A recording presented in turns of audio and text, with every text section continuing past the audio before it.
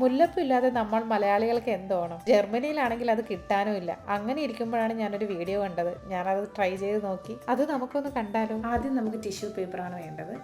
അത് ഇതുപോലെ മടക്കിയെടുക്കുക.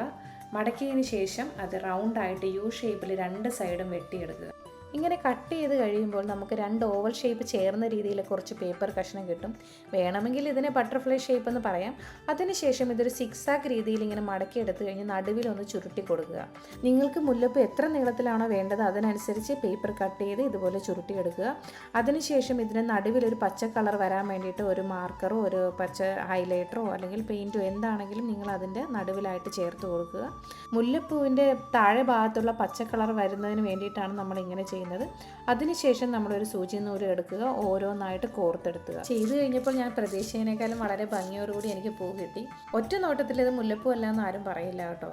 നിങ്ങളും ട്രൈ ചെയ്ത് നോക്കൂ.